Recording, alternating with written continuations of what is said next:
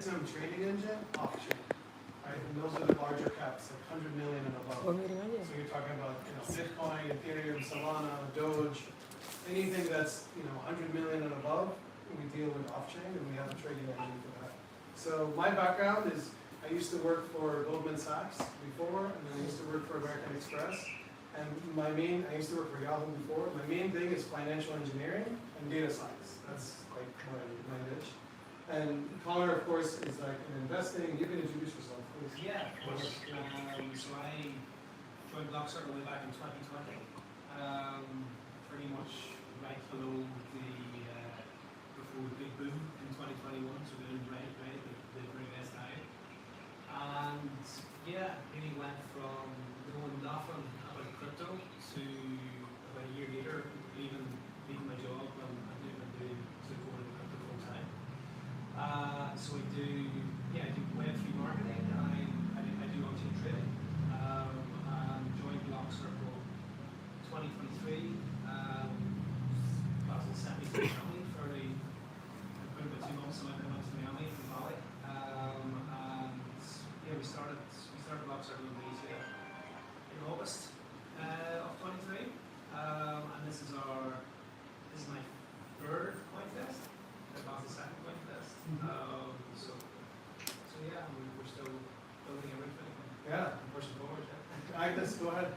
Hello everyone, I'm Agnes. So I joined Blockcircle in August 2023, and I started in crypto when it was 2022, but I don't know nothing much about it. I still put all in, and then I don't know about portfolio management or anything like that. But since I joined the Blockcircle, I become more very well and maintain my assets and stuff. So this is the third year of Blockcircle in Indonesia. I hope you guys enjoy it. Thank you. So good, guys. So we have like different levels of experience here, but I'll do my best to, try to keep it relevant for everyone. So what we do is, and then we're also partners with CoinVestasi, so we're exclusive trading partners with them. We're the only trading partner with them. And they're the founders of CoinVest, and then they own, obviously, CoinVest Indonesia. The reason I think they like us and we like them, and then why we have a good relationship, is we never ever partner with exchanges, we never partner with projects, we never accept any promotional arrangements. We're very objective. So that's like a thing you have to keep in mind as I show you, right? Because I have no problem recommending, different bots and different services, and OKX wallets, a different wallet. To me, I have no bias, right? I'm just sharing openly with everyone. So I think the first thing I want to just explain is literally just spend like 1 minute explaining like the history, right? So the big thing is, I think all of you, and we have someone from Binance here too. Everything in crypto started off-chain. So you basically have like Coinbase, you have Binance, you have these centralized exchanges. But the challenge with centralized exchanges is that they were perfect opportunities to get hacked, right? And we literally had someone, like today, literally was talking to Connor about this, right? About how there's a risk that an exchange he's using, what happens if it goes bankrupt, right? Like FTX goes bankrupt, right? I can name you 100 exchanges that have gone bankrupt, right? So I'm Palestinian Canadian. And the main exchange in Canada was Quadriga. This was like $400 million exchange, went bankrupt. FTX was a $16 billion exchange, went bankrupt. Almost every single exchange I've seen in the sector has gone bankrupt eventually. So so you understand this problem, right? Now what does that mean? So that takes us to like phase 2. So that's on-chain. That's what my focus is. That's what Connor and Agnes and the team, that's what we're focusing our time on. But the problem with on-chain, that includes, Uniswap, Radium, it includes, Jupiter Exchange. It uses all of the decentralized exchanges that are out there. So the challenge with that is that 99.9% of projects are all shit. They're all scams, pump and dumps, and you see them in the Telegram call groups, right? Where you have like a KOL, a big influencer, who is on Telegram, and he says, my name is John. You should buy this project. This project looks good. And then there's no explanation. There's no reasoning for it. And he just says this is good. And it pumps for like maybe 20, 30%, 40%, and he gets all the money in, and then he's selling as people in the community are buying. And it's just rinse, wash, repeat. Every day, the same kind of cycle. And that, to me, is a very toxic cycle. It's disgusting. I hate it. So for me, that's why I'm focusing on phase 3. And that's basically, how can you look on-chain for opportunities, but then disqualify all the shit and all the noise, and find the 0.01%. That is literally what we try to focus on. So that's basically how we trade alpha. But the challenge with that is still, is what I'm highlighting here, right? Is a lot of the tokens are cabal controlled. And like what that means is basically a cabal is like a mafia, right? It's like a cartel. And they control the supply of tokens, right? And that's very difficult to identify what is a cabal, what is not a cabal. And you look at the supply and you're like, is this supply, is it centralized, is it decentralized, is it too concentrated? So it's very, very risky, right? And a lot of the insiders are pumping and dumping. So they go on Twitter and they push their project and it's endless. It's just constant pumping and there's no reason. Like, oh, I like this project a lot because it looks fun. And you're like, you were clearly paid by the founder to promote this project. So you're biased. And if you're biased, why would I trust you, right? And this is the biggest problem with crypto Twitter now. So how do we disqualify that? Basically, we focus on alpha hunting, right? And that's really like what I wanted to go through today, like, you know, just, and we'll talk about like different tools and like what I use and what I do and so forth. But yeah, that's the main, you know, the main introduction.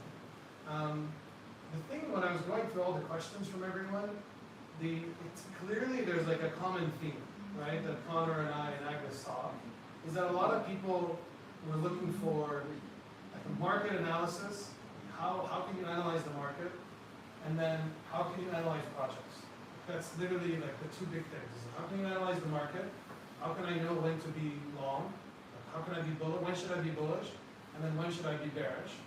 And then the second thing is, now that I found the project, how can I find which project is worthy? Like how can I screen, qualify, and review the project, right? And that's where we come in. So basically, let me just start from the top. So where are we now, right? The way I analyze the market is I use something called a market scorecard, right? And this is it. So this market scorecard allows you to find out whether or not are we in an altcoin season or are we not in an altcoin season, right? And what I mean by that, and I'll slow down just to make sure everyone's on the same page with me. What I'm saying that an altcoin season is when altcoins are going up faster than Bitcoin is going up. That means we're in a little bit of a mini altcoin season. So we haven't really had a full altcoin season like we had in 2021. It's been 4 years, we've just been waiting. But in the meantime, we can find mini altcoin seasons, right? Just mini altcoin seasons. So just small times where for 2 to 6 weeks where there's altcoins are doing really well. So that's anything other than Bitcoin. Like Ethereum, Solana, Doge, Injective Protocol, right? All of the smaller caps, when they start doing better than Bitcoin, then we want to know when that is, right? So how we find that out is I use my scorecard. And this market scorecard has, let's say there's 11 metrics in this one.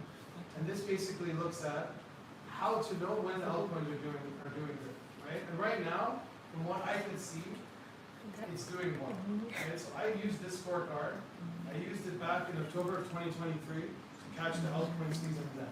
I used it back in January of 2024 again to do the same thing. I used it in November of 2024. That was the last big altcoin season. It was in November of 2024. And then I used it again now in July, right? So this is how this has been 4 mini altcoin seasons that we've caught using the scorecard. So does that make sense? Like, are there any? It makes sense, yeah. Are there any questions on anything before I move on? A lot of content. No? Okay. So an example of how I do that is I basically look at Bitcoin dominance. That's one. I want to make sure the Bitcoin dominance goes down, right? So that's very, very important. Another thing I look at is I look at altcoins, the major ones. I call these the beacons. So beacons is like the representative altcoins, the ones that represent a sector. So like Ethereum BTC is, to me, that represents mostly altcoins, alternative blockchains. So any other layer one blockchain usually will do well when Ethereum is doing well against Bitcoin. Same thing with Solana did BTC. Solana to me is the beacon for all of alternative blockchains outside of Ethereum. Doge, obviously Doge, the dog meme coin, is the beacon for all of meme coins. So meme coins are not going to do generally well unless Doge has some strength, right? Same thing with virtual. So virtual to me is the beacon for AI and AI agents, right? And SUI is the beacon for more layer one, layer two blockchains. Bio is like bio protocol. That's the beacon for decentralized science, right? So I track these beacons very, very, very closely. And if I see that there's strength in them, then I know this is a very good time to be bullish on alts. So for example, SUI. So SUI to me is like one blockchain I'm really excited about. And I can just track it. So I know if I look at SUI, if it's doing really well, then I'm interested, right? And to me, I've been tracking SUI very closely, and you can see it always goes through these phases. It has a massive dump, then it goes through a huge pump. And it goes through a massive dump, pump, pump. And it's the same exact cycle every single time. It's so incredibly consistent. Not all, altcoins are this way, but the beacons do. They do really well. Another big one that I've been tracking like crazy is Bio. So Bio, it went down 98%, right? Literally 98%. And then finally we broke out of this massive range. So to me, this is like a very important beacon, right? And Bio USDT, Bio Bitcoin. So when Bio started outperforming Bitcoin about 6 weeks ago, we tracked it. We were on top of that. And that's when we positioned ourselves and we bought a lot of decentralized science projects, right? Does that make sense there, Ron? Yeah. Are there any questions? No? So now decentralized science has outperformed Bitcoin by 3x, right? What's the on-chain? What is this that you do when tracking these metrics? So this the market scorecard. I'm not looking at on-chain specifically, right? So that's the second side. That's more of the alpha. This is more just broad market. Like, should I be bullish on altcoins or should I be bearish on altcoins?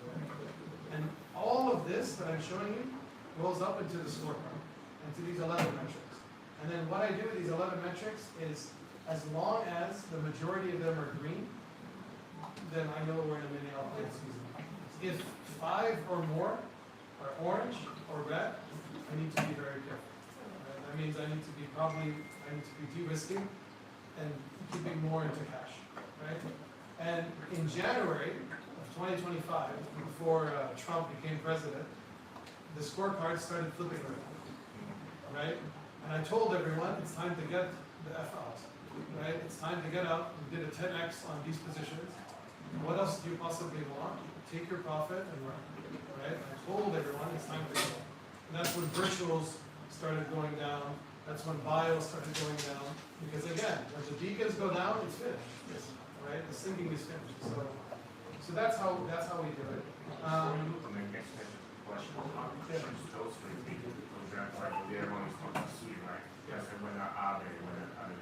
Because it just through exhaustive quantitative analysis, I determined that those blockchains like Aave was where they were done. They didn't command a huge amount of presence. That's why I don't have Arbitrum, no Optimism, no Aptos, right? Because those blockchains, they didn't command a huge amount of presence, right? That's why I don't have Sonic here. Sonic is not part of the score. I like Sonic, but to me, it just didn't command a huge amount of presence. And Base, I love Base. It's my favorite blockchain. Doesn't have a coin, so we're not including that in the scorecard. This is the scorecard light, but the full one I'll show you. It has on-chain, right? So if you look at the full scorecard is massive, right? I'm not going to go through all of it, but the full scorecard is basically 50 metrics. And when all 50 flip green, then we know we have proper macro season. This happens like every 3-4 years. So rather than relying on the full all of this flipping green, we use the mini altcoin season, right? So the mini altcoin season, the light scorecard is what I think to me is what I'm really proud of, right? Because it's helped me so much in being able to know when it's a good time to be bullish and bearish. Another thing that I'm looking at, so we've done metric 1, metric 2. Metric 3 is, we need Bitcoin to be higher than its weekly close. Like it has to be green, it has to be outside of the range, right? Because right now it's around 115, 116, but if it goes below 109, that's bad. Then this metric is going to flip red, and we have to be careful, right? Metric 4, altcoins market showing strength and outperforming Bitcoin. So this is multiple metrics, but it's rolled into one. That's important, obviously. Others Bitcoin is like smaller caps. And then stablecoin dominance. So this is very, very important. You don't want stablecoins going higher, right, in terms of dominance. And what I mean by that is this. So what you don't want is you don't want, like this green here, we have to be careful here with this weekly close on Sunday, right? You want stablecoin dominance going down. So what that means is, stablecoins is what people, when they sell, they hold stablecoins, like USDT, USDC. And if you see that the dominance of stablecoins is going higher, then that means people are moving away from risk and they're trying to go to safety, right? So if you see that, that's really, you should be concerned about that. So you want this to be declining. So this is a very, very important metric, right? Another metric is stablecoin issuance going up. You want more and more money coming into crypto. You want money from Indonesia into crypto. You want money from Malaysia into crypto, right? And if you don't see that, that's not good, right? So to me, how I track that is this. So right now we have 240 billion, right? So if somebody says to you, oh, I'm bearish on crypto, I'm not sure about crypto, fine man, you don't have to be bullish on crypto, but just look at the data. So from October of 2023, we went from 114 billion stable coins to 240 billion. So $130 billion entered crypto, right, in the last 2 years. How much more validation do you want that having some investment in crypto makes sense, right? So that's why this metric is critical. But what you don't want to be buying crypto when it's starting to flip, when it's starting to top. You have to be very, very careful, right? And you can see it topping here. And that's why you have to be extremely careful. It doesn't mean that that's when you want to be, selling. But you have to be careful when it starts to go sideways. That means it's risk. Because in November, when the mini altcoin season began, it started topping in late December, before January. So right before January, I started warning everybody, things are starting to heat up. It doesn't mean we're topped yet, but things are starting to heat up. Hello, how are you? Come on in, come on in. So, then in January, that's when the metric scorecard turned red. So it went from green to orange, and then red. Right? And that scorecard is really saved my ass in so many ways. Another metric, DXY. Right? So DXY, what it means, it compares the US dollar, which is one of the biggest global reserve currencies. Right? US dollar is very important in the world. It looks at the US dollar compared to other currencies in the world. So it looks at Canadian dollar. So US dollar against Canadian, US dollar against Chinese yuan, against Japanese yen, about US dollar against British pound. If the US dollar goes down and the Japanese yen goes up, that's good for crypto, right? Very, very good for crypto. So I want DXY going down, right? Another big thing, these three are the most important. You want crypto to do better than stocks. That is absolutely like minimum. You want crypto to do better than US stocks. And how do you see what US stocks are? You look at these three. So you know the US Russell 2000. Russell 2000 is like the small caps, right? So like you're doing the trading box and so on, right? And you're doing micro caps. This is like the micro caps of US stocks. Tiny, 10 million and below. Small projects in the US stock. If crypto is not doing better than those, then you're screwed. Like then that's not an outcome season. If crypto is not doing better than the S&P 500, that's the biggest index in the world, it needs to outperform the S&P 500. If it doesn't, then there's no altcoin season. If crypto is not doing better than the NASDAQ, then you're not going anywhere. Right? So these metric 9, 10, 11 is absolutely critical. And I'll show you what it looks like. So what it looks like is this one, right? So So you want to catch every single time you start seeing it outperform. So this is crypto versus Russell 2000. And whenever you start seeing this pattern, where it's starting to move sideways, then you know that you have to be starting to be very, very careful. You see, late December, we've got a red flag here. That's December 23rd. That's the first warning sign. Doesn't mean get out. It just means be careful, man. Market is heating up like crazy. It's probably time to get your profit and just take it easy. You know, maybe you don't have 100% of your portfolio. Maybe take 20, 30%, 40% out, keep it into stable coins, and then just observe, right? Because everyone and their mother was excited about Trump.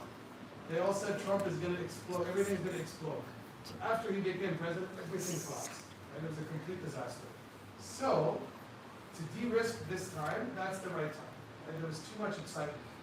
Another one is crypto against S&P 500.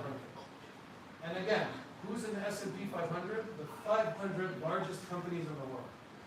500 largest companies in the world. If crypto doesn't outperform, that's not good. So, but crypto's been outperforming again since July, right? So this is why we've been bullish on altcoins since July, and we're not the same structure, the same trend. And then that's it. That's the market scorecard. Now, when you know that the market scorecard is green, what do? You then need to find what sector is doing well.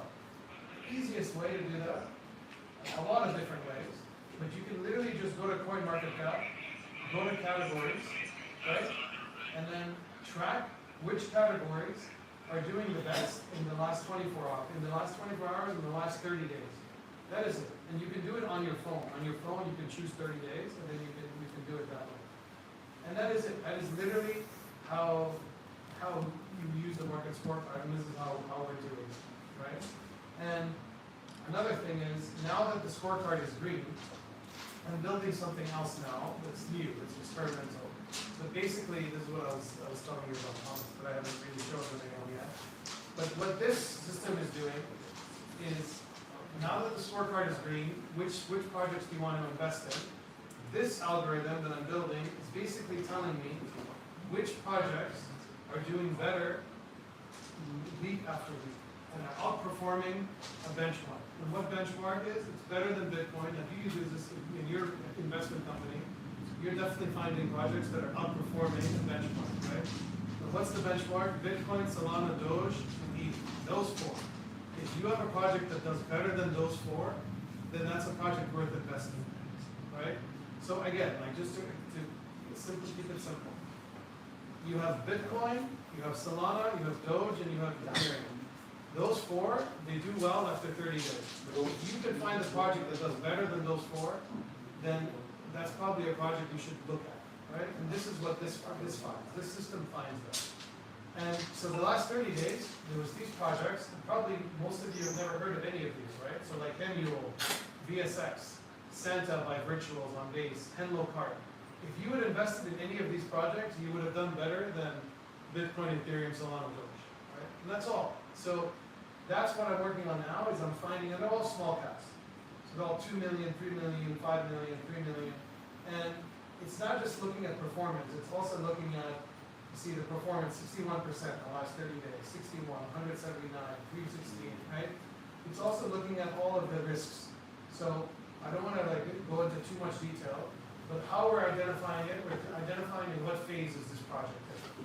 Is it phase A, phase B, phase C? Phase C means that it's outperforming, but then it's starting to heat up a little too much, so then you need to be careful with those. The phase B ones are the best one. And then it's, you know, for the more advanced people, it's basically, it's looking at drawdown, it's looking at run up, it's looking at win rates, looking at the performance of these projects. It's looking at volatility, Sharpe ratio, etc. So these are all different metrics, quantitative metrics that I look at. And then after I do this, then I go into Discord, and that's when I share, that's when we share everything, right? So every single trade that is worth looking at, we post about it. And that's what we do. And that's basically what we're doing. So like Clankermon. Clankermon, has anybody heard of Clankermon? No? So Clankermon is a new project. it's not even that new anymore, but really, it's a project that, small, this is extremely high risk, but it's a small micro cap that is, just loading now. And you can see the performance of it, right? So it's gone up, it had this massive, massive corrective phase, right, since January. And then since April, this algorithm that I was just showing you, right, this spreadsheet, this algorithm, helped me identify Clankermont at this time, and it started showing me this project is doing higher highs and higher lows, which means that it's closing every day higher than its prior day and its prior week. And it was continuing to trend higher and higher and higher, and momentum was rising, and the strength was rising, and accumulation was rising. This is extremely important for trading, is accumulation distribution, this bottom part here. Because this shows me, this bottom part here is, honest to God, is one of the most important metrics. Because this shows me that smart money is entering and buying this product, right? And nobody in this room has heard of this project. This project has done a 10x with much less risk than a lot of the other projects that have done 10x. It's not just some Solana pump and dump, meme coin from Pump Fund bullshit. This is a real project being led by a real team, and I got to see the founder, I got to see what they're doing. I never met them, but I look at their Twitter, and they're on a platform called Farcaster. Has anyone ever used Farcaster? So 3 people, right? So Farcaster is Twitter, but for crypto people, right? It's basic social media. But to me, it's the future. It's clearly, it's where everybody's going to be. And I would really push everyone to start using Farcaster, right? But Farcaster is tied with Base blockchain. So Clankermont is on Base blockchain. It's one of the first Base blockchain games that was pushed on Farcaster, right? And when you go to Farcaster and you look up this coin, you look at the holders, a lot of the big major whales on Farcaster are buying and holding this coin. But everybody's quiet about it, right? So all I've been doing, I've just been buying and accumulating slowly, every single time. And what I post is in Blockcircle, I say, this is a DeFi P2P game. This was in July. But the first time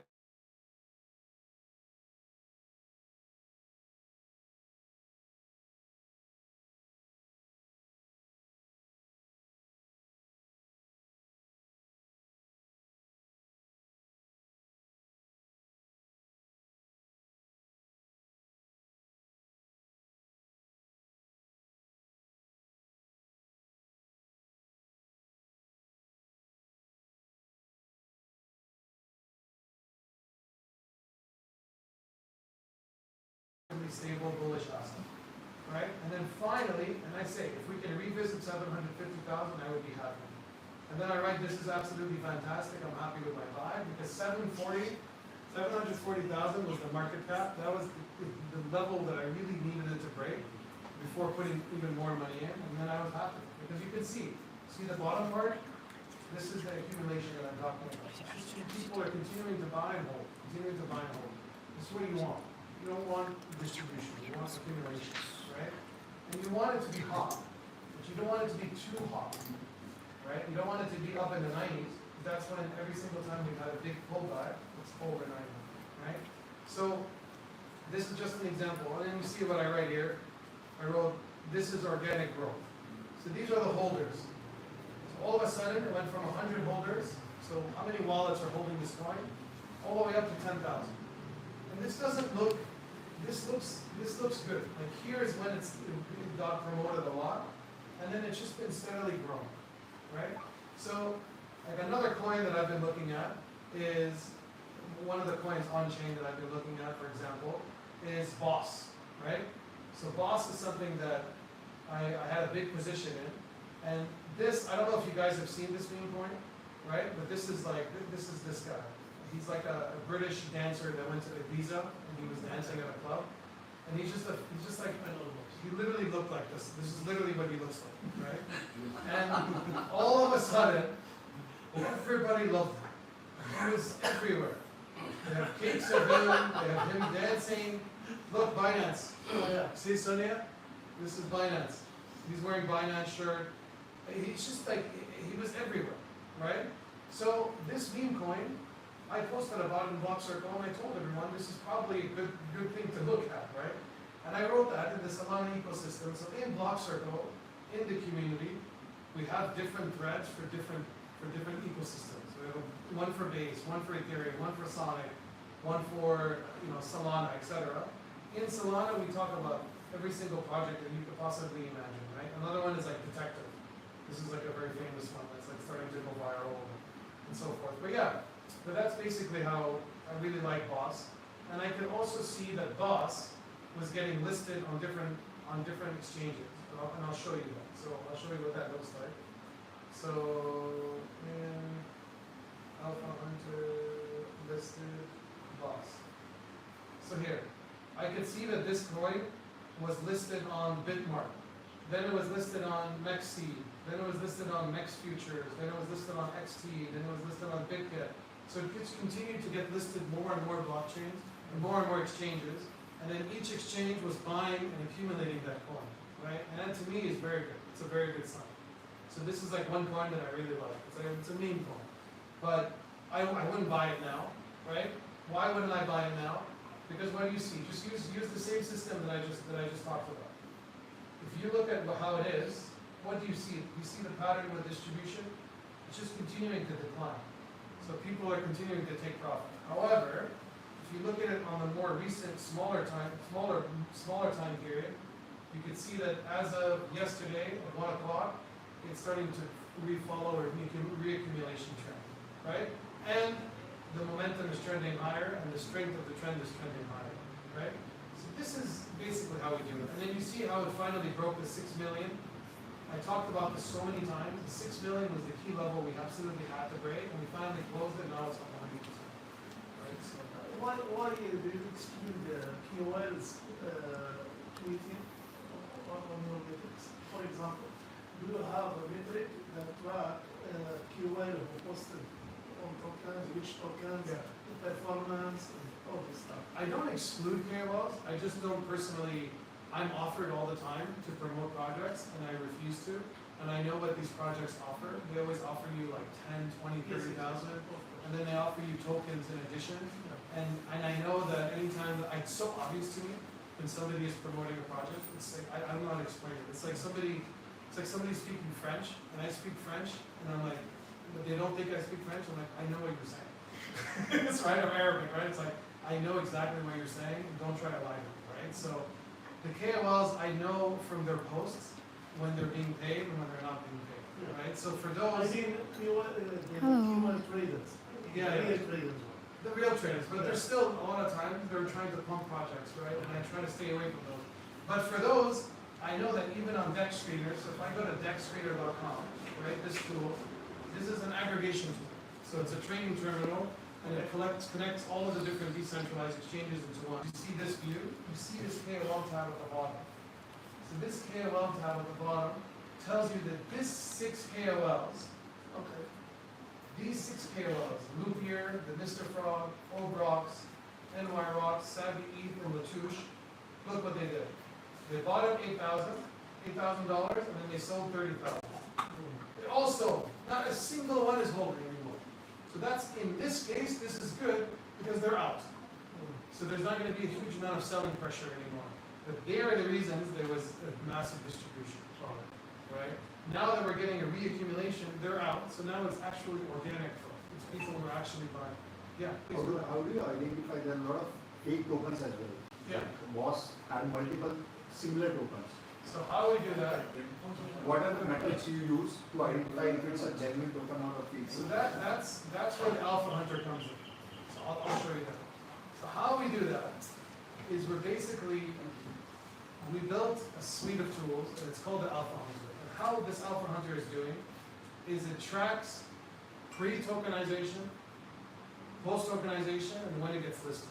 Right? So I was just showing you Boss how it was getting listed in different exchanges. That's phase 3. That's what you're seeing here on the right-hand side.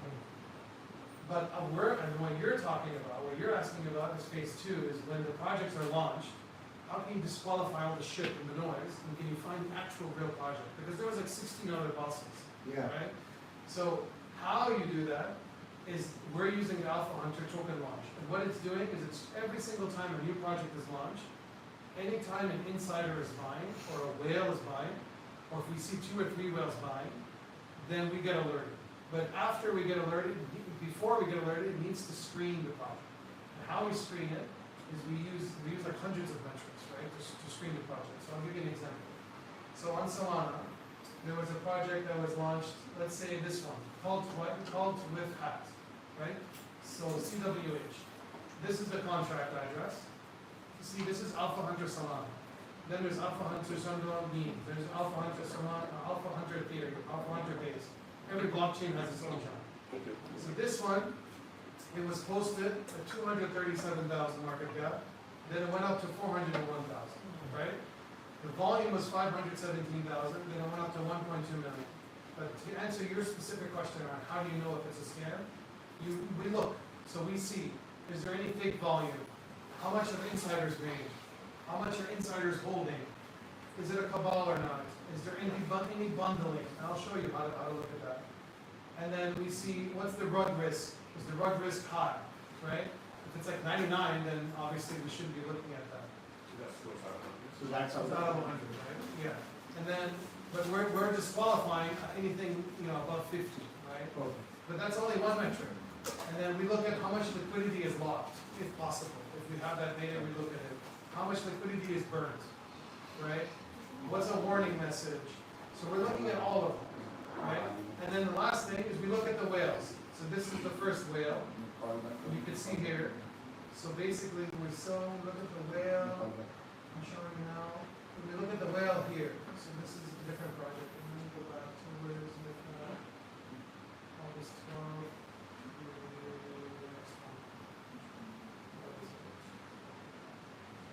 There. So it spotted when it first got identified by the Alpha Hunter, it found 2 whales, right? First whale bought 3,778 and then they sold. The second whale bought $3,100 and then they sold. So that's extremely important to know whether or not you should enter or you should exit. If the whale sold, you have to be careful because the whale is selling for a reason, right? And if you click the buy and sell view, it'll tell you exactly when he bought and sold. And you'll see it. So look at it now. Now it's at 5,000. So you don't want to buy these. You don't want to buy these every single time, right? So like here, let me give you an example. See? So if they sold right at the top. We caught it before they sold. Right? So this is important to remember is we caught it before they sold, and we caught it right when they bought. So they bought it right at launch, and then they sold 15 minutes later. Right? And we caught it there, and we knew, okay, it's probably time to sell. Another example is if you go to Solana memes, you get even more data. And this project was just posted today, right? So Life of a Shogun, that's the name of the project. Right? What kind of is it? It's an entertainment one. Oh, there's a community for it. Okay, so there's the community.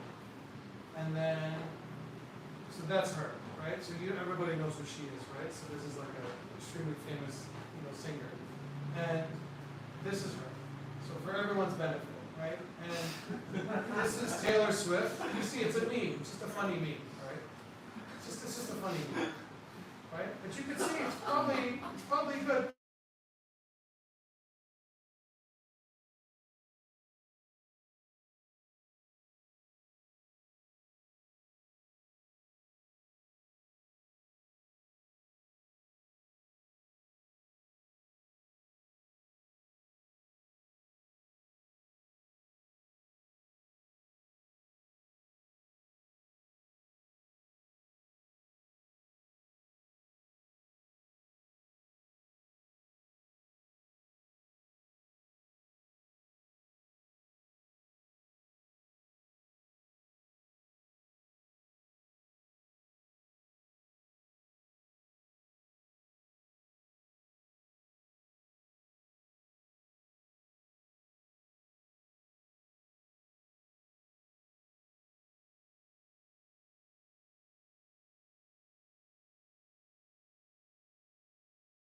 Then out of that, 29% are snipers.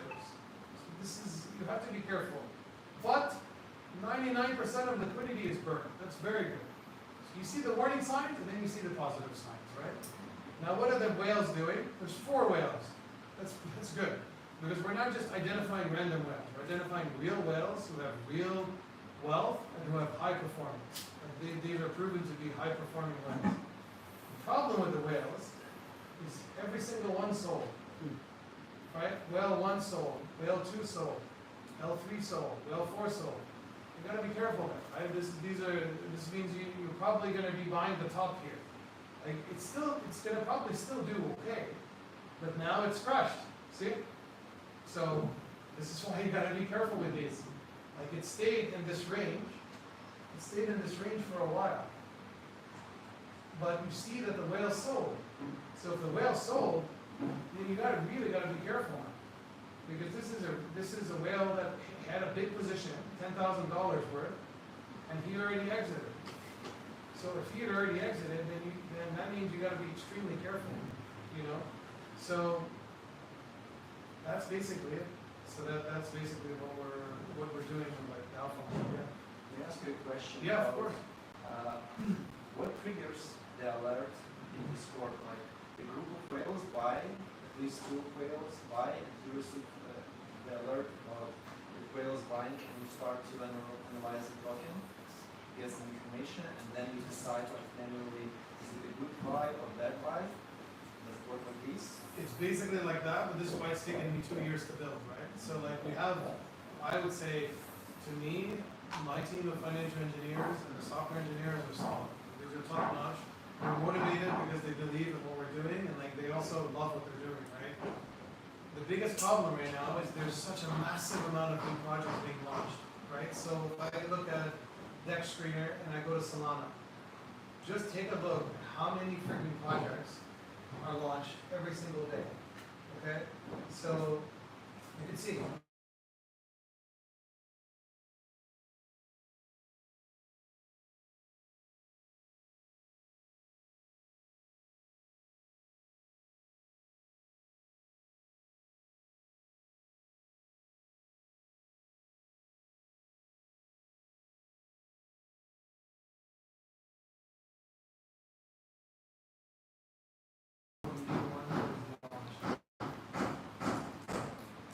Let's create some really, we're pushing everyone to use this.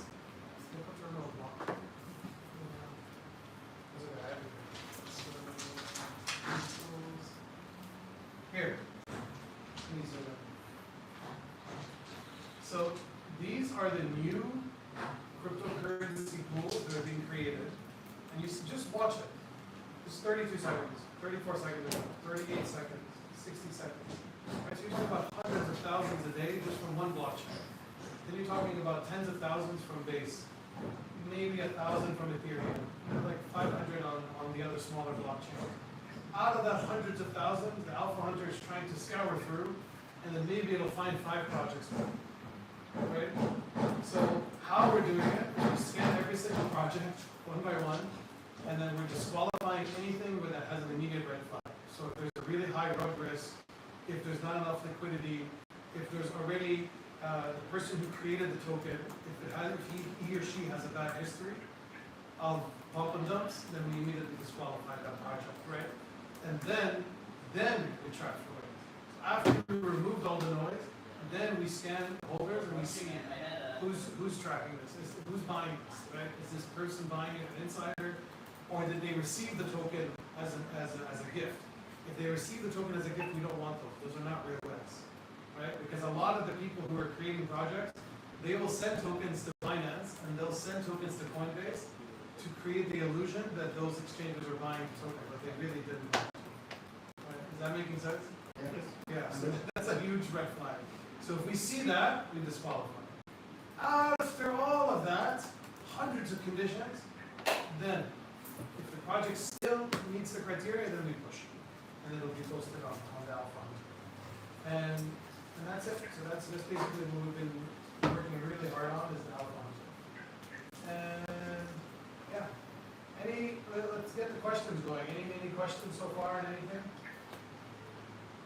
From the back? Yeah, go ahead, please.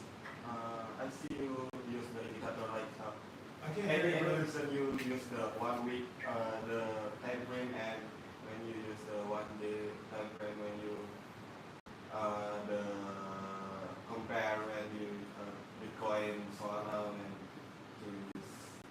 Yeah, for the market scorecard? Yeah.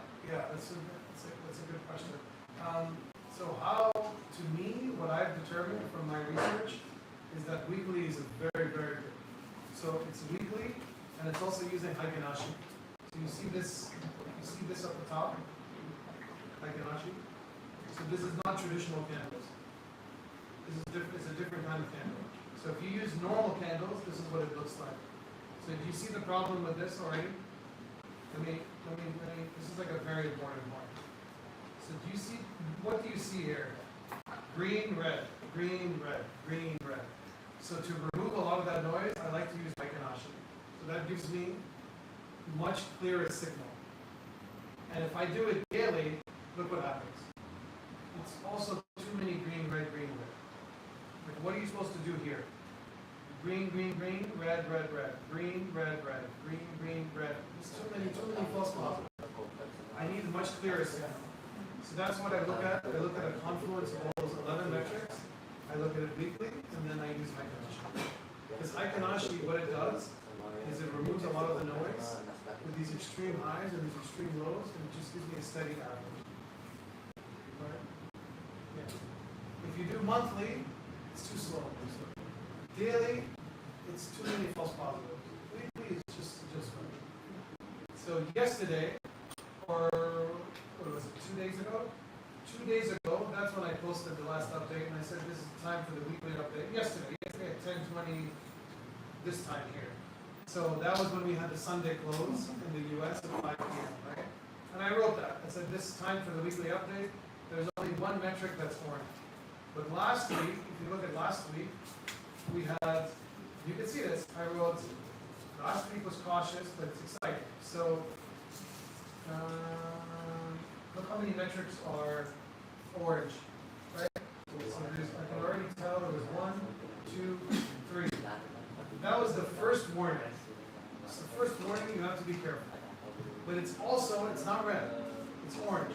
So that means things can get excited. Things can heat up. And we were right.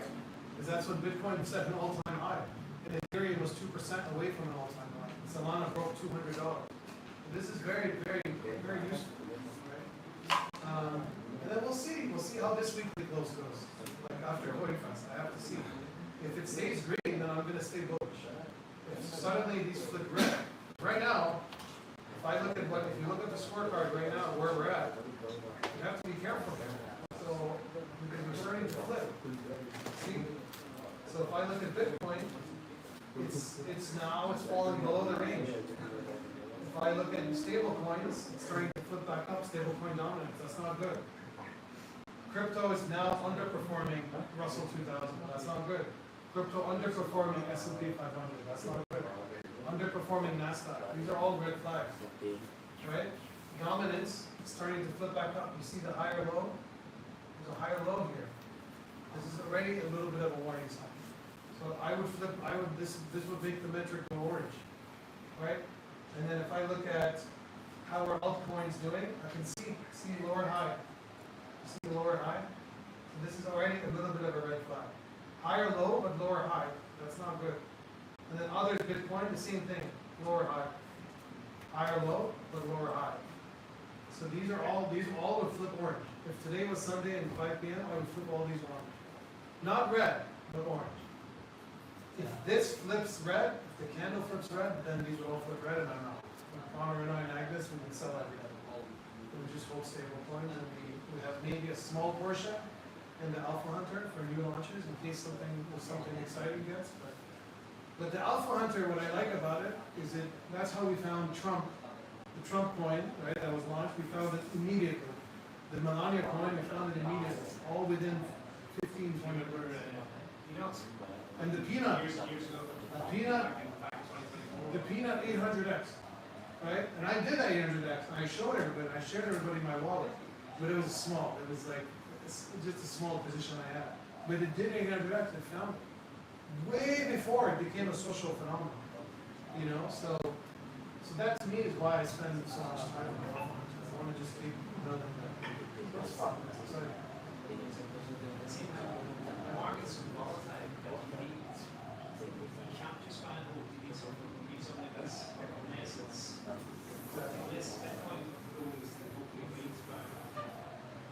that's exactly it, because why would you wanna be buying and holding throughout all of this? It doesn't make sense. Like, it just doesn't work. Like, it's much better to have a position where if it's bullish, buy. If it's bearish, you get out. Bullish, you buy, bearish, you get out. That's how you manage it. You know? Depan kamar itu terus nanti ke kanan ya So, kanan masuk itu ya. but that's basically, what we're doing and how we're building. Yeah. You mentioned two arrows there. What exactly those indicate? Which two arrows? The red ones. Are you needing some These? candle pattern or something? These, with the big red arrows? Yeah. So I'm waiting for a break. I'm waiting for a clear, decisive If break. it breaks, it's good. And that's extremely good, because see, we've had multiple attempts. So it like touches the top and then it's falling. But then it hasn't broken, it's just a false positive, it's a false breakout. So this is one, this is the second attempt, failed. Then third attempt, right? Yeah. And then fourth attempt. And then fifth attempt, still didn't break. And then sixth attempt, still didn't break. Finally, the seventh, we had a very clear, decisive break, and you see volume rising. So kind of a breakout from a falling wedge. Yes. Yes. But it's not just a breakout from a falling wedge, it's also rising volume at the bottom. And look, what do you see with the momentum and the strength of the trend? Rising higher. And momentum, this is an indicator we built. You see this momentum in higher time frames? This is also rising. You see it? And you see at the bottom here, it's rising. And it's approaching zero. As it's approaching zero, momentum is very, very good. And you can see it's rising, rising, rising. And you see that's when we started getting the warning signs. May 19th around that, when we had a little season. Yeah. But that's not enough. Another thing you do is if you go here, you look at the horizontal resistance. So whenever we finally broke this level, it was very good, mid-July. Okay, we set an all-time high. So that was very, very good when we broke this level, 1.61 billion. Right? So you're looking at horizontal resistance, you're looking at perpendicular resistance, then you're looking at rising volume, you're looking for a breakout of the range. All that RTY is together. Russell. RTY is Russell. RTI, yeah, it's Russell 2000.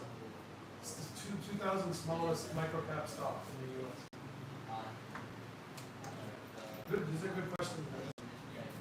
This is super awesome. Thanks for walking us through this. I just want to highlight the question, right? Given that you guys track this on daily basis, weekly basis, with everything that's happening in the market, as the institution coming in, with stable point flow supply coming through, so maybe like maybe showing us how many projects being launched each and every day, with that trend going up and down with the blockchains, how do you feel about the outcome point right now, investment in general, right, from this current season?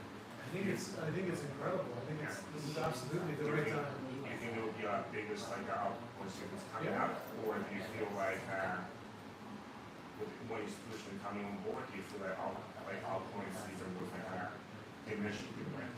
No, I think it's absolutely, it's good. We're gonna have a macro altcoin season again. Yeah. Because my market scorecard is telling me that that's the case. So I'm gonna trust it. So back in October, right? October, if you remember, nobody was bullish. Yeah. Right? I was bullish because the scorecard was telling me it's time to be bullish, right? But right at the end of October, most of the metrics were flipping green. There was only 4 metrics, the most important ones were this one. Metric 37, metric 44, 45, and 47. These 4, right? So metric 37 was DXY was not below 100 at that point. So the US dollar it was showing too much strength. Crypto wasn't outperforming the S&P 500.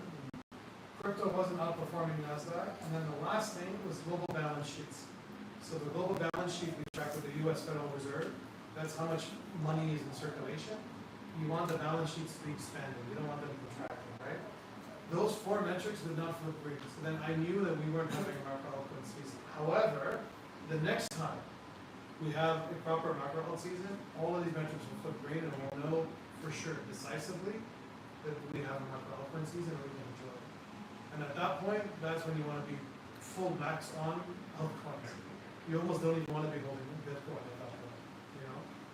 So that's basically, that's what we do. And then other than the, And what's the Yeah. strategies in taking profit? Are you, for altcoins, for example, let's say, for example, average 2x, yeah.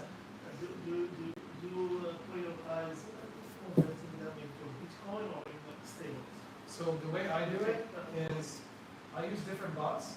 So you can use like Maestro bot, and you can use Trojan bot, and you can use like Photon bot, right? So all of these different bots basically allow you to set a trailing stop loss. That's what I do. So I'm a huge supporter of a trailing stop loss. And how a trailing stop loss works is that I have it programmed. So if it's up 100%, I sell 50% right off the bat. And then with the remaining 50%, I trail the stop loss and it continues to move higher and higher. And then I keep as much profit as possible, but then I continue to de-risk, right? And when I set it stop, I set it very clear at 10%.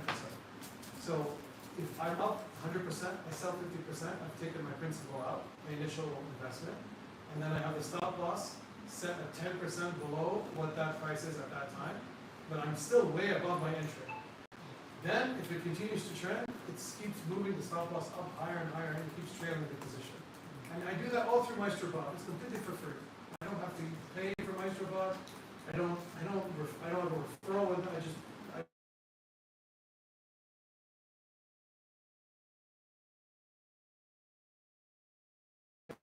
So you know you gotta be careful, man. Like you can be hacked, right? So with all of these bots, like Sui Sniper Bot, I like, and then Bonk Bot, Prodigy Sniper Bot, they're all good. These are all the same principle. But MaestroBot, I like it for most chains. But Sui Sniper Bot, I use for Sui, right? And then there's like HyperCat one for like Hyperliquid. There's a whole bunch, but those are the ones that I like, right? And then, but yeah, so if people are not sure what a trailing stop loss is, how it works, just to explain it very quickly, is if you have a position that you, this one, I love this. This is a very good image.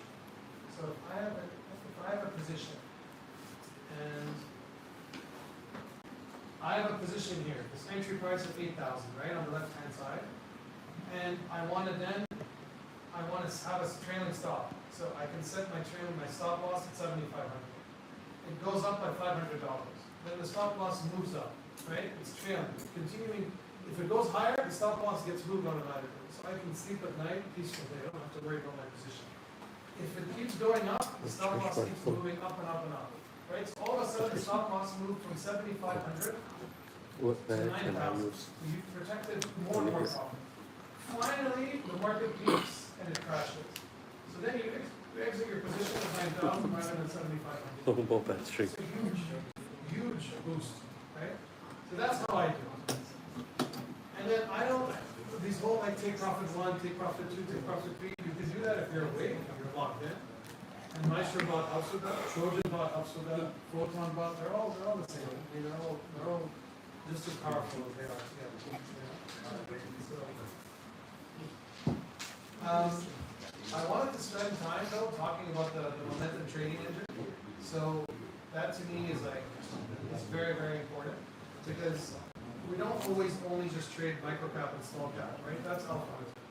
But for medium cap and large cap, leverage trading and so forth, this is what I've spent like 2 full years doing is this momentum trading engine. So this is in TradingView. So TradingView.com is what people use obviously to analyze and visualize the market. It's completely for free. You just sign up. And all you do is when you subscribe to Blockcircle, you can have access to the momentum trading engine. The momentum trading engine, what it does is it helps you identify when to go long and when to go short. Right? And that's it. So that's all it's doing. So it's allowing you to go long and when to go short. And what we're doing now is we post these trades in the Discord in this channel, right? So for example, on August 13th, the momentum trading engine went long at 120,000, right? Or no, it went long at 118,000 on August 12th. Then on August 13th, it said you're out in profit. And how I have it set up is I have it a trailing stop loss. So it was up 2%, and then the trailing stop loss, because I'm investing on leverage with a significant position. So the momentum trading engine said this is a good time to go long, right, on August 12th. And it's saying flat.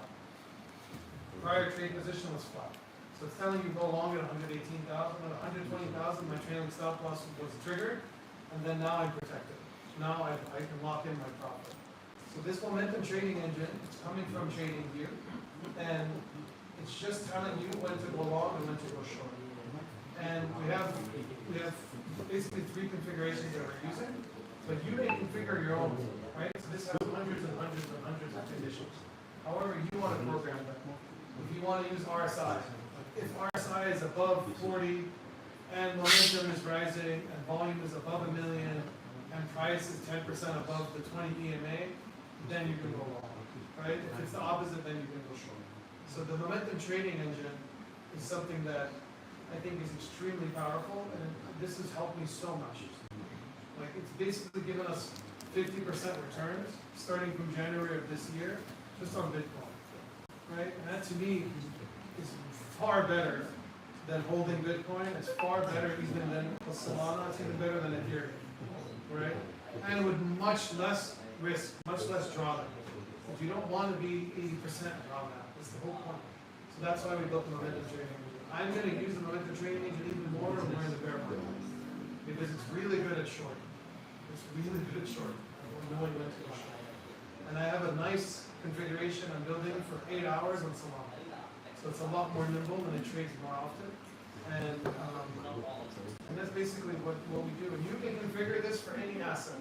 So if you have stocks, if you have any asset, gold, precious metals, palladium, silver, you can configure your own momentum trading engine configuration, and you set it up however you want.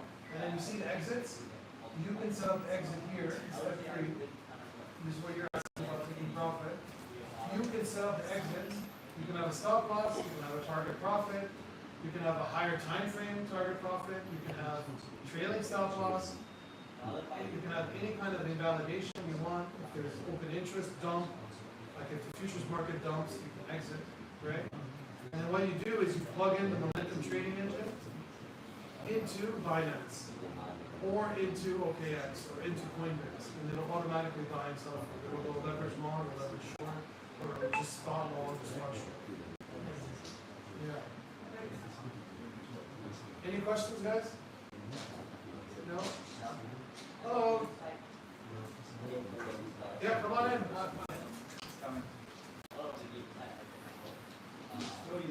How long is back tested?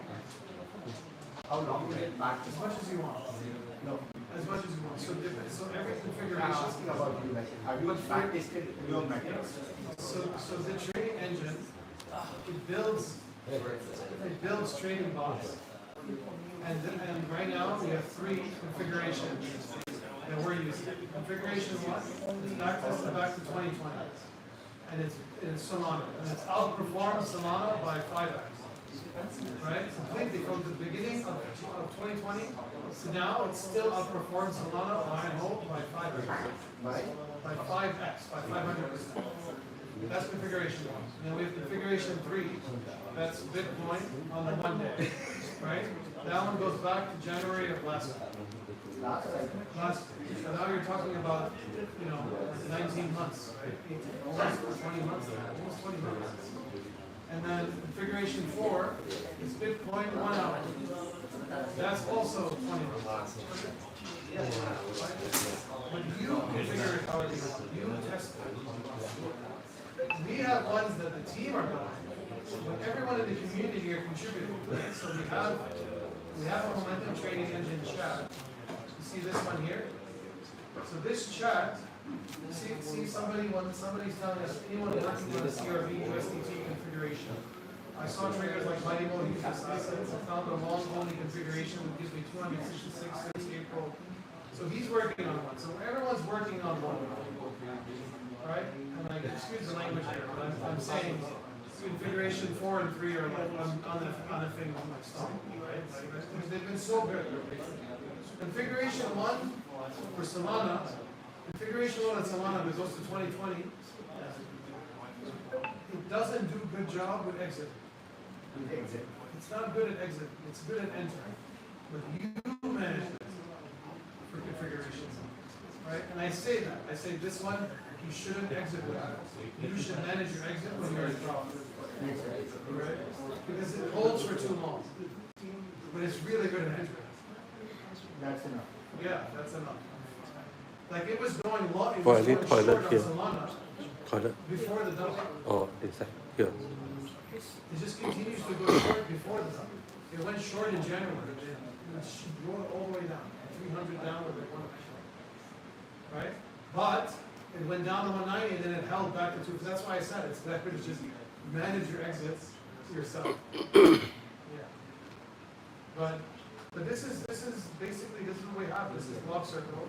And then oh yeah, and I forgot to mention, guys, we're running a promotion. We don't really run promotions, but it's a subscription. We have 20% off monthly. You just use BCID 20. We're not gonna run this for long. It's 35% off yearly. Please don't share it with others. Like, please don't post about it. I don't. Like the people we want joining are people who are like serious, and we don't want dishonest promoters, shillers, people who are gonna pump and dump bullshit. We don't want that. So like, if you plan on doing that, please don't join. So yeah, and we just help everyone, man. And it's like a family. We love what we're doing. Yeah. What's the fee to? Oh, sorry, it's just $100 a month. And then yearly is $9.90. And you have access to all of these. Yeah, you have access to everything. Do you do like some webinars from some? Yeah, we do live streams every week. Okay. Yeah. So my partner, Crypto Hunter, he does live streams twice a week, and then I try to do one every week, every 2 weeks. But this is like my home, right? So even if I reach 100 million, I'm always going to be in Blockcircle because that's where I get all the alpha. Like this is how I'm getting all the new projects, right? Like one of the biggest cool things about the Alpha Hunter now is it's on Billy. You know what Billy is? Have you seen Billy? B-I-L-L-Y. You've heard of it, right? Yeah. So Billy is on base, exactly. So this is like, we found it at 400K. I'm really proud of this man. This found it at 400K and it went up to freaking, I think it was like 8 million. It was a 20, and we talked about it in Alpha. And then what I liked about it is we found this project, I forwarded it to everyone. I said, this looks like a cool meme. It's just a fun meme. But what I liked about it, now it's still at 4.6 million, so it's still up to 10x. But what I liked about this one is that the main guy, Jesse is one of the main developers of Base. He interacted with it. Right? I didn't know that. I forwarded the project to the Base ecosystem thread, and all of a sudden everybody was like, this looks interesting, right? And then this guy, Scarcity, he's been a member for a long time, level 30, he's an OG. But basically, Scarcity and a few others were like, man, this guy Jesse is interacting with Billy. Like, are you freaking kidding me? So when I saw that, I bought more. But it's like, Billy is just a cute meme. So it's like those kinds of projects, right? Like, probably Jesse was one of the whales I was buying for. That's probably exactly what happened. And that's why we found it, is because somebody was buying it, some major whale. You'll see there was 4 whales. So we were one of the first 600 holders to see it, right? So probably one of these wallets is just most likely, you know? Most likely, yeah. Probably. If he's one of the founders, I don't know. And then what else? I mean, that's basically like that's basically it, guys. Oh, and then what else? Yeah, the other cool thing that I thought you guys would like is the is pre-listings, man. This is like one thing I'm so excited about. So we're building a Telegram bot, and it's in testing, but we have a whole team of alpha testers who are helping it. But this Telegram bot, yeah, okay, here.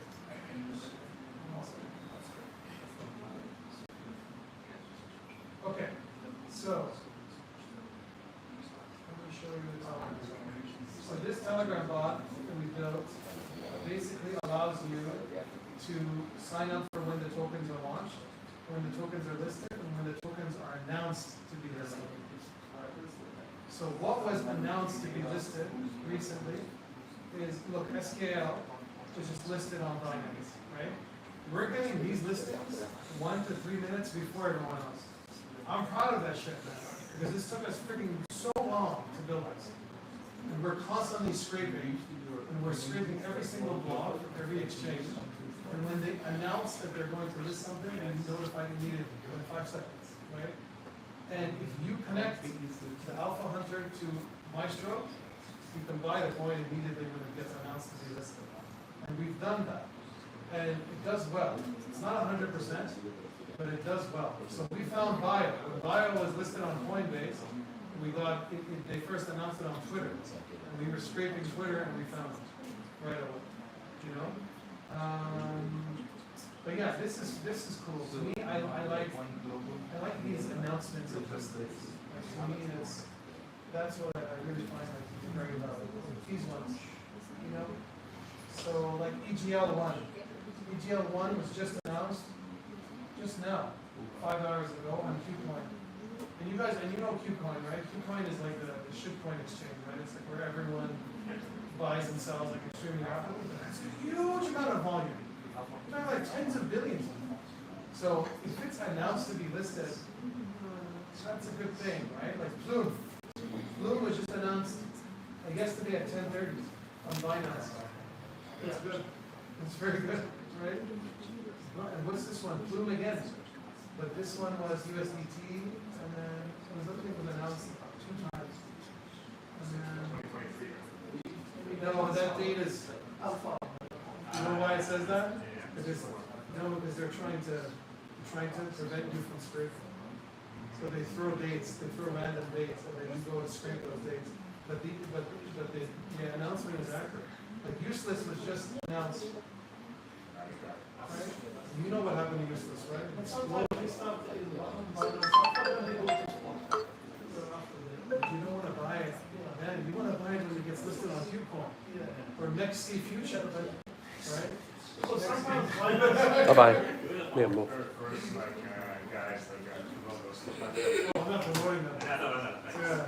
I only have like a few $100 of those. I'd be very careful. Because sometimes they want to have the privilege to announce first. So They have their bags. They have their bags already at that point. And then this is what they're doing, man. They have their bags. Then they announce it on Binance Alpha. Exactly. On Binance Alpha, and then they leave behind a little bit more. And then they announce, and then they sell right into that assessment. And it's like here, there was just one. I'll show you one that I just posted about recently. And I was like, here. Yalla. This one's Yalla. So Yalla are here. These two. Yalla and CARV was just announced by Binance, right? If you had bought it when the Alpha Hunter said this is going to be announced, right? And I said it right away. I said Yalla is going to be posted on August 7th, right? Look at what Yalla did. Did a 90% in 2 hours. 90% 2 hours on a huge volume, huge liquidity coin, right? It doesn't always work. But 95% of the time it goes higher. It doesn't have to be 90% every time. Right? Yeah. But what I found, and I wrote this, is,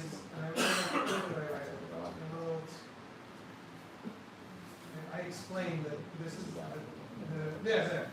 this rule 1. If the market scorecard is green and there's bullish conditions, the Alpha Hunter is worth $1 billion.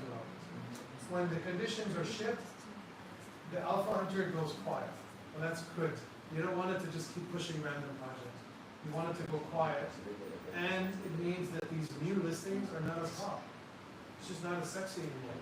But when the scorecard is green and the listings are coming through, then those are good dogs, right? And what I found is when it gets, it's really strange, but what I found is when it gets listed on Bitmart futures or gets listed on Nexi futures without spot. If it skips spot and it goes right to the futures, for some reason, the project explodes. Because obviously the exchange must have bought it. And they're going right to speculation and leverage, right? And Binance never listed anything below 50 million. So Connor, he did analysis on the Alpha Hunter for announcements of new listings, and we wanted to see how accurate it was. And we caught Go, Save, Moving. Look at how it did with Act. You remember? I don't know if you guys remember this, but do you remember Act? Yeah.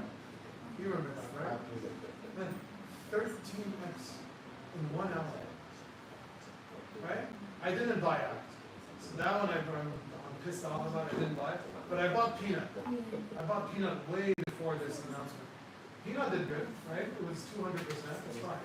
But Act did 13 freaking X in 1 hour. Because, and they weren't buying it on Binance. They're buying it on Dexys, on chain.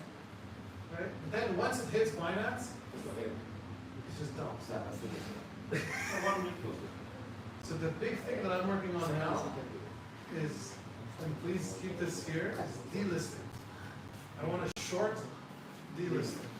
And Connor and I looked at that, because when coins get delisted, if you can do a leverage short, then it's like a guarantee, it's do incredibly well. Yeah, the Spanish Blockcircle leader, he Yes. Because we have Blockcircle Espanol, and there's one of the alpha leaders, he looked at this like very closely, and he said that was his idea. He said, why don't you look at delisting? So when what was just announced delisting? Recently there was a whole bunch of delistings announced. Just one, a while ago, Bloomberg, how was that? Just catch that. Which one? I know the founder of the movement. He's a friend of mine. Your ex-founder. Here's no, but Bitfinex, just now. Look what they just announced. Deposits. Look. Deposits and trading for A0. Alpha 0, Alpha 0. That's not very good. SOCD, whatever. But look at these, man. These were 10 billion. They're getting delisted. Matic, Nana, OMG, and Sen. You remember OMG? I don't know if you Omigo. You remember that, right? The Vitalik? Yes. And Nana, decentralized. So if you short those when we get this Bitfinex alert, so that's why I want to work on now is these delisting. So we have listings perfectly. Now we just want to do, so we have 50 exchanges. But the thing is, all the smaller ones, they're not really relevant, so we just focus on the tier ones. So on we have a tier 1 channel. This. So we have tokens to be listed here. But we have a tier 1. Oh, that's you, Thomas? You sent me a DM? Thank you. But yeah, that's basically what we do, man. Oh, and then in the Alpha Hunter itself, you can configure your alert to only get alerted of specific projects that meet your criteria. So we've done our due diligence, but if you still only want ones that are $1 million and above, you have hundreds and hundreds of configurable parameters. So these are all the blockchains. So abstract, right? So if you ask me which block, right, is the popularity of this particular project higher, is it rising or declining? So, and then hundreds of them. There's like no limit in the amount of filters you can set. Once you have it and you're happy with the saving, you just save it. And then you can save it, so let's say workshops once. And then it'll tell you when do you want to receive your alert. Do you want to receive it in this chat or do you want to receive it in a channel? Let's say in this chat. And then it's telling you, it just summarizes how you want to set it, and you just click save and it's done. So that's how you do it. That's how you set up the alerts. And then the last thing, please don't share this with anyone, I haven't shown this to anyone, is we're building we're building an Alpha Hunter dashboard. So this basically Alpha Hunter dashboard is gonna help you identify which whales to follow, right? So I can look at any of these blockchains, so BNB, Base, Ethereum, Arbitrum, Solana. And if I can go to, let's go to Base, for example, and I wanna see a trader that, you know, gives me, let's say like 80% win rate, and I just wanna see how they're performing. I can click their wallet, and if I click their wallet, it's gonna give me a performance summary on how they are, right? So let me zoom in. This is something, it's like top secret, so please don't show this. I haven't even shown this to the Blockcircle community yet. But basically this allows me to see, is this performer, is this whale, or is this trader, what's their win rate, what's their run up, what's their trade down, right? I think this is really cool. But this is very expensive, it's taking a long time to build. But I'm using this into the Alpha Hunter new launches, right? It's all integrated. So, That was my question. oh, how I'm weaving it in, yeah. For the KYL players. These are all part of them, right? Yeah. Because the problem with a lot of these whales is they do really well, and then after 90 days, they stop using their wallet. So they, you know that, they cut the wallet. But if you know how to do on-chain analysis, and you can do forensic analysis, you can track where the money went to a huge wallet, and you can track it. Yeah. So I'll show you like an example. So if I go here, and I go to, oh, and then obviously also we show our portfolio. So that's like my partner's portfolio, and then this is my portfolio, my positions. And then we track our watch lists. So these are projects that I'm personally spending a huge amount of time on. So like Symbiosis, Chainflip, and then airdrop, and then NFTs. So NFTs is like it was dying, right? Well, this is a time. This is when you want to be investing in NFTs, right? So I'm buying NFTs. And then Alpha Hunter for profitable traders. So these are all the whales and traders that I've been tracking. You were asking about influencers. Kobe, right? So I saw Kobe. I was tracking Kobe. He was buying Jam Cap. So why the hell is he buying Jam Cap? I don't know. So let me look at Jam Cap. It was a cool meme. He was buying Bongo, Hailey. This whale was buying Goat, and Fart, and Shogo. Right? These projects exploded. So these whales are very simple. Right? These are like worth money. And that's basically it, man. I mean that's Blockcircle. Any questions? Anything you want me to go through? This part channel is public or No, this is all private. It's part of the membership. We're sharing a lot of intellectual property. Yeah, so there's founders, there's engineers, scientists, researchers, blockchain devs,